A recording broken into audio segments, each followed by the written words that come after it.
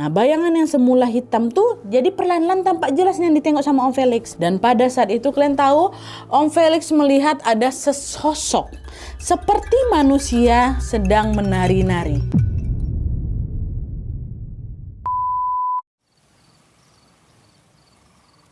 Hai, wassalamualaikum warahmatullahi wabarakatuh. Terima kasih sudah klik video ini. Oke, jadi di malam Senin ini seperti biasa aku akan membawakan satu kisah horor Wawa spesial Nusantara part 189 dari provinsi terakhir di Indonesia, yaitu Provinsi Papua Barat Daya. Dan karena kita sudah memasuki provinsi terakhir, wah, itu berarti KHW spesial Nusantara berakhir sudah. Cukup sampai di sini. Gimana Wak, kalian senang kah atau sedih sekarang? Aku sedih loh. Iya Allah. Yang jelas aku di sini mau ngucapin terima kasih banyak buat kalian semua yang sudah setia membersamai KHW Nusantara kita, mulai dari ujung barat Provinsi Aceh sampai ke ujung timur Provinsi Papua Barat Daya atau Sorong ini. Kita mulai itu sejak aku belum hamil loh Wak, di bulan Mei ya kan. Selesai di alhamdulillah setelah aku melahirkan harusnya nih. Masya Allah, 9 bulan ya Wak ya. Terima kasih sekali lagi. Habis ini KHW apa kita lagi? KHW internasional? Tengok nanti lah, dan tanda kisah itu dalam email aku ya kan. Tapi by the way, sebagai penutup segmen KHW Nusantara ini, Wak, malam ini aku akan menceritakan kisah horor yang betulan bakal bikin kalian merinding sebadan-badan. Kalau kemarin kita punya kakek Suwanggi, sekarang kita punya nenek Suwanggi. Dan aku nggak mau spoiler banyak kali di depan ini, kita langsung masuk aja ke ceritanya Wak ya. Check it out.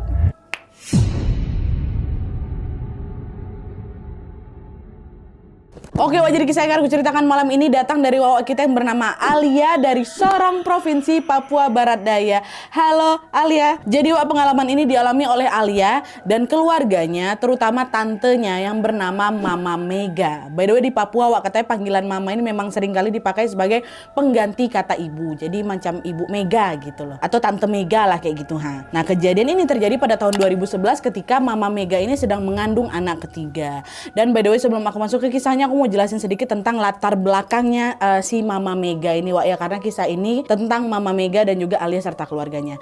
Jadi Wak, Mama Mega ini merupakan istri dari omnya Alia yang bernama Om Felix. Secara kepribadian perlu diingat di sini ya, Mama Mega ini dikenal sebagai orang yang sangat baik, sangat ramah, dan dia ini juga pandai bergaul Wak, sehingga banyak para tetangga yang senang berteman sama Mama Mega ini.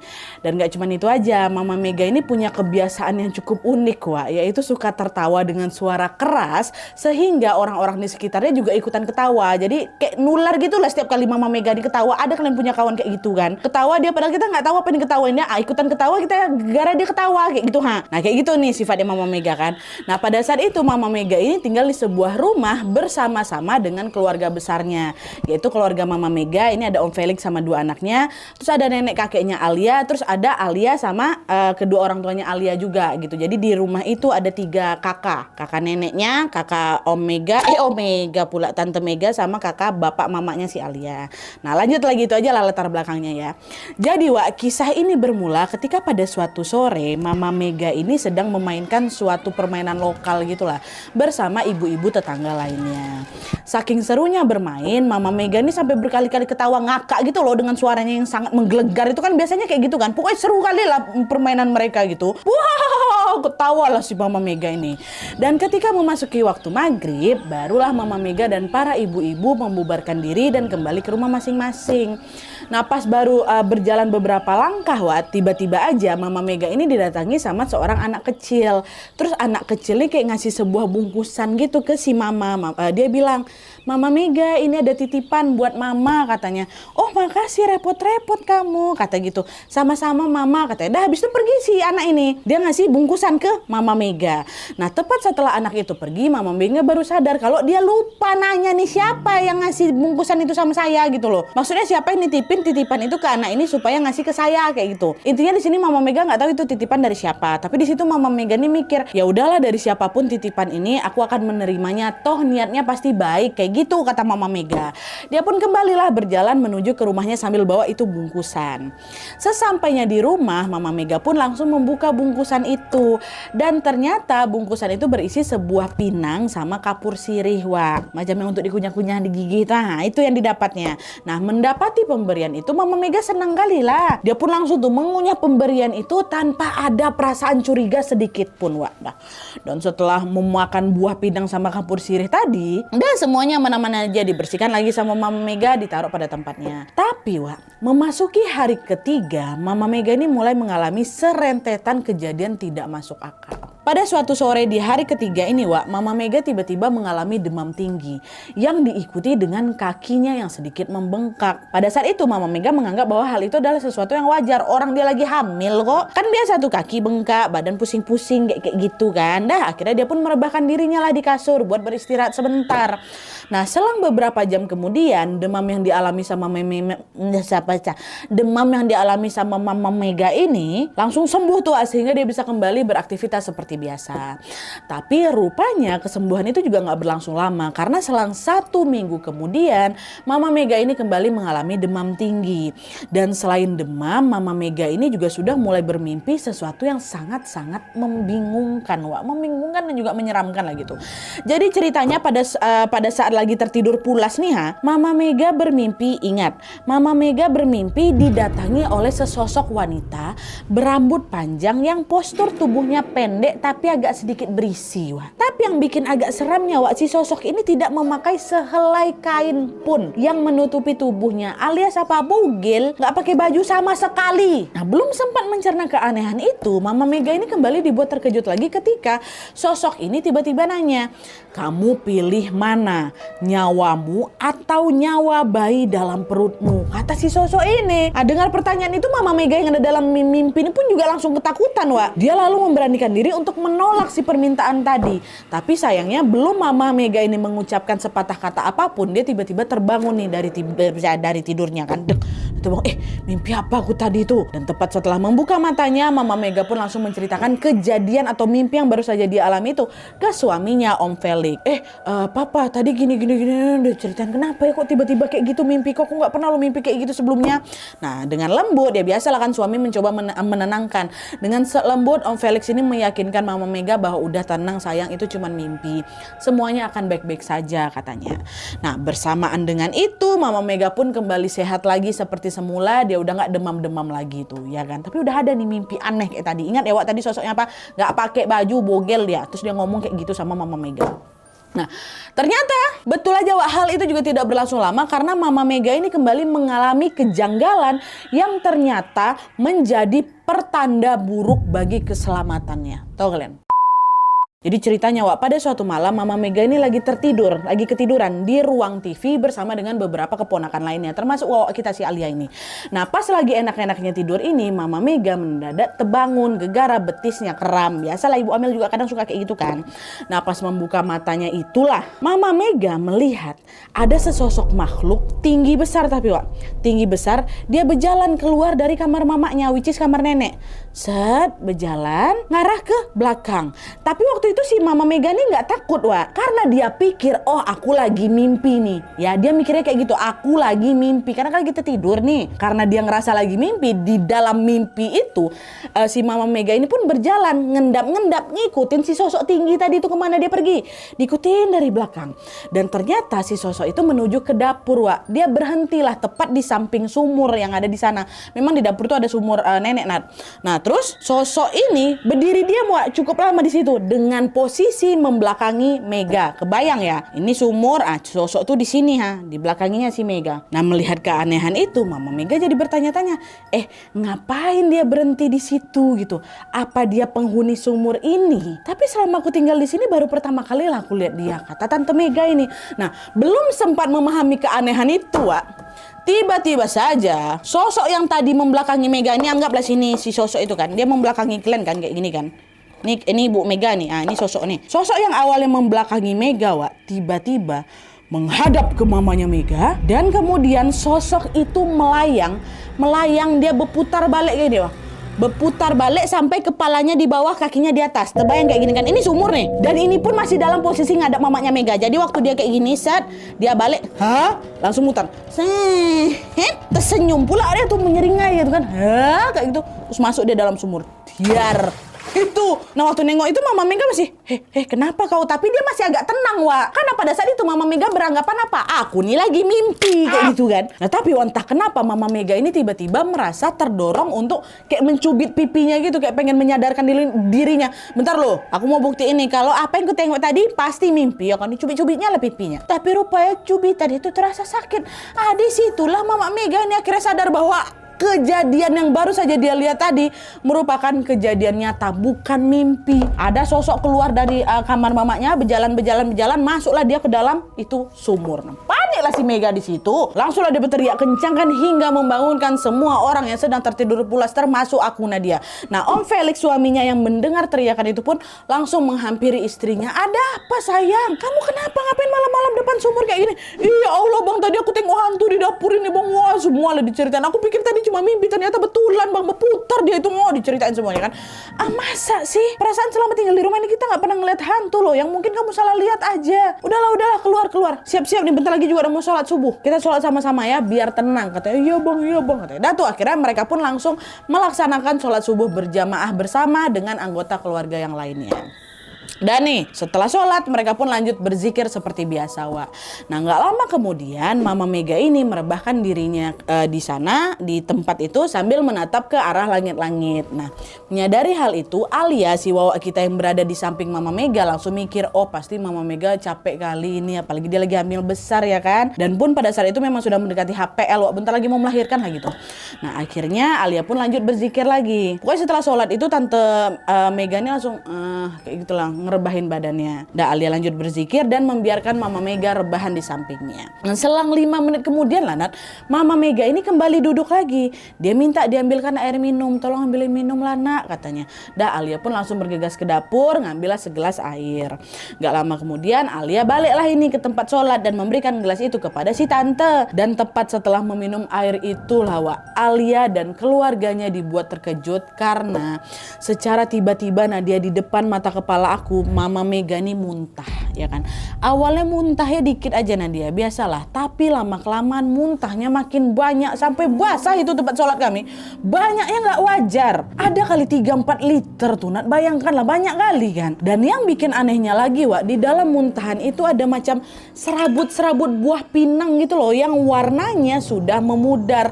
Disitulah aku sama keluargaku langsung beranggapan bahwa muntahan itu pasti ada hubungannya dengan buah pinang yang kemarin dimakan sama Mama Mega.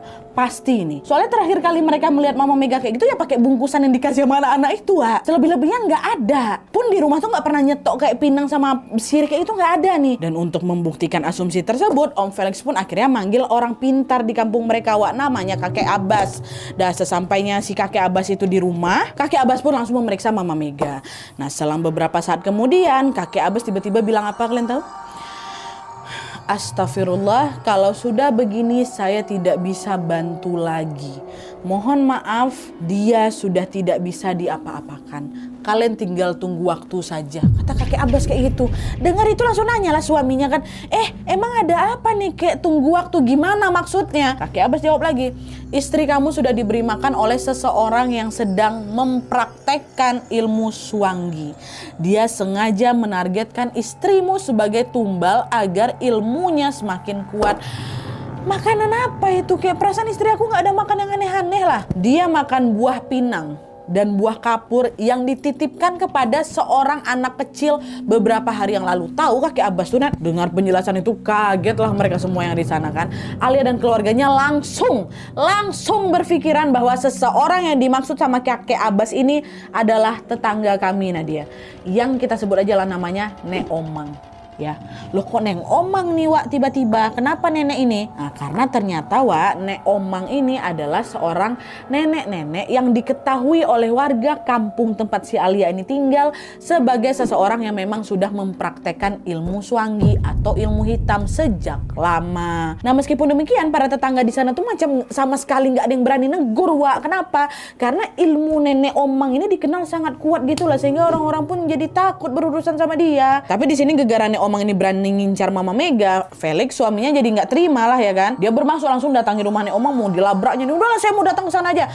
Tapi sebelum niat itu terlaksana, kakek Abbas bilang, tunggu dulu Felix, jangan buru-buru kau pergi ke sana. Kita nggak ada bukti, jangan komen tuduh-tuduh orang tanpa bukti. Nanti malah kamu pula yang jadi korban selanjutnya, kata kakek Abbas kan. Terus saya harus gimana nih kek? Saya nggak terima lah istri saya dan anak saya diperlakukan kayak gini, kata Om Felix. Kamu cukup berdoa, sabar, biarkan Allah yang membuka kebenarannya, kata si kakek Abbas.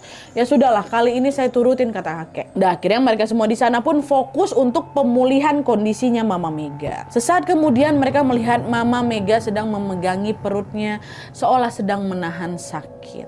Kakek Abbas pun kembali mengecek kondisi Mama Mega kan. Nah, sesaat kemudian kakek Abbas bilang kalau Mama Mega akan segera melahirkan sebentar lagi. Dengar hal itu, siapa si suaminya langsung bersiap-siap bawa istrinya ke puskesmas lah, Wak. Tapi di sini Mama Mega justru nolak ajakan itu Nadia.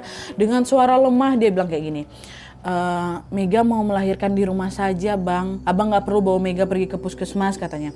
Tapi kondisi kamu udah parah kayak gini, bentar lagi kamu melahirkan, gak mungkin kamu melahirkan di sini. Om Felix sama keluarganya tetaplah tuh berusaha membujuk Mama Mega, tapi Mama Mega masih bersikukuh menolak ajakan tersebut, Wak. Singkat cerita, mereka pun akhirnya mau tidak mau menuruti permintaan Mama Mega, yaitu melahirkan di rumah dengan bantuan kakek Abbas tadi. Dan karena kondisi cukup mengkhawatirkan, keluarganya Alia pun berdoa bersama untuk bisa memohon keselamatannya Mama Mega dan juga bayi yang ada di dalam kandungannya. Nah tapi Wak, pas lagi khusyuknya mereka berdoa, Mama Mega tiba-tiba mengatakan sesuatu yang membuat semua orang yang ada di sana menitikkan air mata.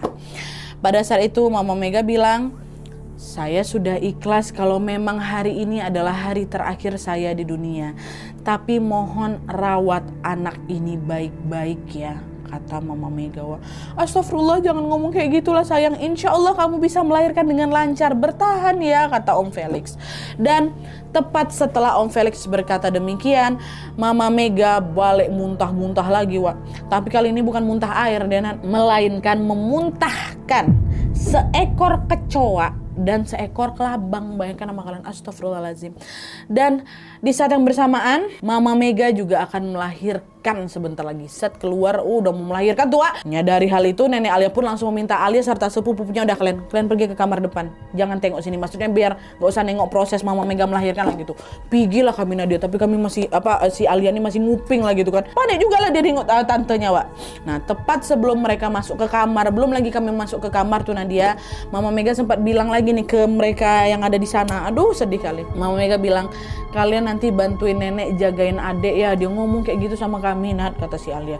Dengar itu udah nggak enak firasatku, Nat. Akhirnya Alia pun menangis sambil terus berdoa agar persalinan atau proses persalinan Mama Mega berjalan lancar. Dari balik pintu Alia mendengar samar-samar suara teriakan Mama Mega yang sedang mengejankan. Wow, sedih kali. Dan setelah ditunggu punya tunggu, akhirnya hal yang tidak mereka inginkan pun terjadi, Wak. Alia mendengar ada suara tangisan bayi yang diiringi dengan suara tangisan keluarganya. Karena penasaran, Alia langsung masuklah ke dalam ruangan itu. Nah, di sanalah dia melihat bahwa Mama Mega dalam keadaan sudah ditutupi sehelai kain panjang yang menandakan bahwa Mama Mega sudah meninggal dunia. Meninggal, Wak, Tante Mega tuh. Ya Allah, sedih kali, surga tempatmu, Tante. Apa nggak menangis semua keluarga aku di sana, termasuk Alia. Ya Allah, sedih kali ya.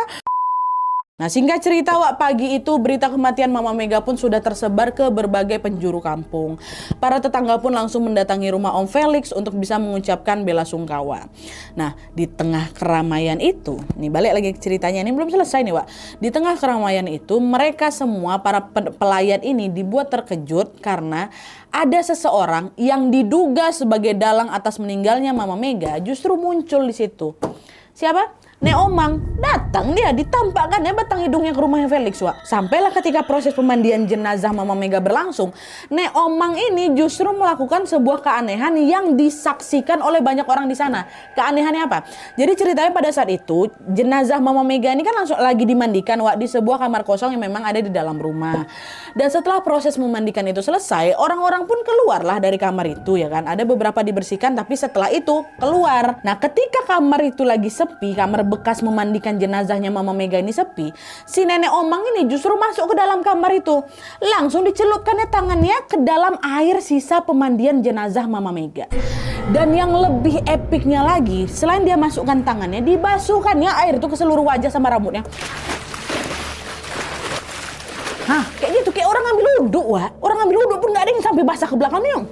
Macam begitu kan ya. Dan setelah itu dah, keluar dia dari kamar tuh, dia duduklah di teras seolah-olah tidak terjadi apa-apa. Dengan basah-bebasah tuh ya, itu semua orang nengok loh. Dan aku pun nengok, kata si Alia. Kok diperbolehkan sama Om Felix datang ya? Macam mana, Wak? Mau dilabrak? Gak mungkin, orang gak ada bukti kok. Dan meski merasa janggal dengan tingkah laku Nek Omang yang tadi, Wak, keluarga Alia pun memilih untuk mengabaikan si nenek tadi dan berfokus untuk proses pemakamannya Mama Mega dong. Nah, singkat cerita, setelah Mama Mega dimakamkan, mereka pun langsung menggelar tahlilan selama 7 hari 7 malam. Nah, dalam kurun waktu itu semuanya berjalan lancar, aman-aman aja memang. Tapi tepat pada malam ketujuh nih ya, keluarganya Alia kembali dikejutkan dengan sebuah kejadian lagi. Jadi ceritanya, pada malam ketujuh itu, tahlilan Mama Mega sudah selesai digelar, Wak. Om Felix yang masih merasa kehilangan pun lalu menyendiri ke belakang sambil merokok di pintu belakang sambil menikmati hembusan angin sepoi-sepoi. Dan by the way, memang belakang rumahnya Om Felix ini dekat sama pantai, Wak. Nah, tapi sebelum menuju ke pantai itu ada macam tanah lapang gitulah yang ditumbuhi oleh pohon-pohon kelapa yang cukup berjarak satu sama lain. Nah, pas lagi seru-serunya ngerokok menyendiri ini, samar-samar dengar Om Felix ini melihat ada sebuah, merinding aku. Ada sebuah bayangan manusia tepat di atas pohon kelapa. Ini pohon kelapa, ada bayangan manusia dekat sini nih ya, dekat atas pohon kelapa lah pokoknya. Dan karena malam itu lagi malam purnama, Wak, bayangan yang semula hitam, kan kalau misalnya kita fokus ke sana di saat lagi gelap gitu kan, lama-lama bisa agak jelas gitu kan, Wak. Nah, bayangan yang semula hitam tuh jadi perlahan-lahan tampak jelasnya yang ditengok sama Om Felix. Dan pada saat itu kalian tahu, Om Felix melihat ada sesosok seperti manusia sedang menari-nari membelakanginya. Nari-nari. Tapi dalam kondisi nggak pakai baju, Wak. Bogel. Bayangkan sama kalian ya, tanpa baju, tanpa sehelai baju apapun. Nah, karena penasaran, Om Felix pun berkali-kali ngucek matanya kan, betul nggak yang ku tengok nih? Mana ada orang nari-nari di atas pohon kelapa nggak pakai baju pula? Itu hantu apa ya? Belum sempat keheningan itu terjawab, Wah, Om Felix kembali dibuat terkejut karena sosok tadi yang lagi ngebelakangin dia, lagi berjoget-joget nih, tiba-tiba membalikkan badannya dan menatap ke arahnya Om Felix. Dan yang lebih epiknya lagi, setelah dilihat-lihat, wajah itu sangat-sangat mirip dengan wajah si nenek Suwanggi yang tidak lain tidak bukan adalah nenek Omang. Nenek Omang itu, kata Om Felix. Jelas mukanya, Nat, kata Om Felix. Dan Om Felix yang terkejut pun langsung menutup itu dan berlari sekencang-kencangnya menuju ke ruang tengah. Nah, nengok Om Felix yang berlarian, neneknya Alia langsung nanya, Felix, ada apa? Kenapa kamu berlarian malam-malam kayak gini? Gitu kan. Di situ Om Felix sama sekali nggak ngejawab pertanyaan nenek, Wak. Dia hanya bawa nenek menunjuk ke arah belakang tanpa sanggup mengucapkan sepatah kata apapun. Syok mungkin apa Om tua. Dan tidak lama kemudian Om Felix pun kembali berjalan menuju ke dapur diikuti sama nenek dan keluarga yang ngikut juga ke belakang. Ya Allah, Om Felix yang masih terdiam syok itu lalu sedikit membuka pintu belakang untuk mengintip si sosok wanita penari tadi. Kok tengok lah, maksudnya itu kayak ngasih isyarat, tengok. Karena penasaran, keluarganya Alia yang dari tadi ngikutin Om Felix pun juga ikutan ngintip nih, ganti-gantian. Dan disitulah mereka akhirnya teryakinkan dengan sebuah fakta yang selama ini masih menjadi misteri.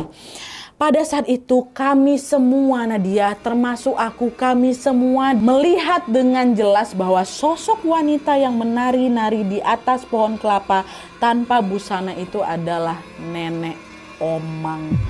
Saksi matanya banyak, gak cuman Om Felix, Wak, kami semua nengok, kata Alia. Dan yang lebih mengejutkan lagi, ternyata nenek Omang ini melakukan tarian itu untuk merayakan kemenangan karena dia berhasil, astagfirullahaladzim.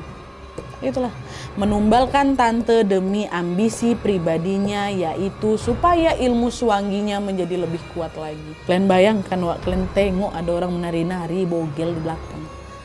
Dia nengok kami tuh. Astagfirullahaladzim, Ali, astagfirullahaladzim. Nah, singkat cerita, sejak kejadian malam itu seluruh warga kampung jadi semakin menjaga jarak sama nenek Omang, Wak. Mereka sama sekali nggak mau berinteraksi karena mereka takut dijadikan korban berikutnya. Tapi ternyata nenek Omang ini sudah berhenti mencari mangsa karena satu-satunya target yang memang dia incar di kampung itu sudah dia dapatkan. Siapa? Mama Mega. Nah, kenapa nenek Omang itu nargetkan Mama Mega? Apa salah Mama Mega nih Nadia? Apa karena dia hamil? Nah, menurut Alia, Wak, ini menurut Alia ya, si nenek Suwanggi itu menargetkan Mama Mega sebagai tumbalnya karena dia ini benci dengan kepribadiannya Mama Mega yang ceria dan suka tertawa keras tadi. Dan meskipun masih diliputi perasaan nggak terima lah kan, gara-gara Mama Mega suka ketawa terbahak-bahak kayak gitu tuh dia nggak terima. Dia jadikan Mama Mega itu jadi tumbal selanjutnya. Keluarga mana yang terima, Wak? Tapi di sini Alia sama keluarganya memilih untuk tidak memperpanjang masalah itu dan berusaha mengikhlaskan kepergian Mama Mega karena lagi-lagi hal ini tidak bisa dibuktikan. Masa tiba-tiba mereka langsung bakar, apa buktinya mana kayak gitu kan? Nggak mau ya sudah, diikhlaskan aja sama mereka biar Allah yang balas, kata keluarganya Alia. Betul juga.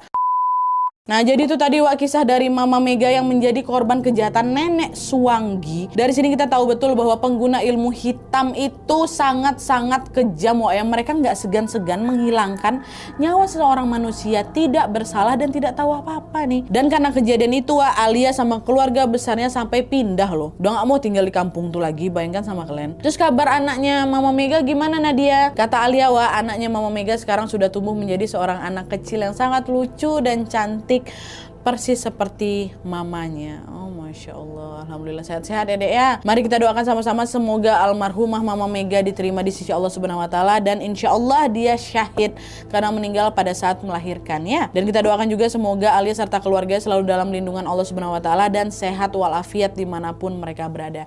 Amin ya robbal alamin. Oke, Wak, jadi itu dia kisah penutup KHW Nusantara kita dari Papua Barat Daya. Terima kasih banyak Alia, dan terima kasih buat Wawa semua yang sudah berkenan membagikan kisah horornya kepada kami, para kontributor KHW Nusantara. Mantap kalian semua. Berkat kalian koleksi cerita horor kami dari Sabang sampai Merauke terpenuhi.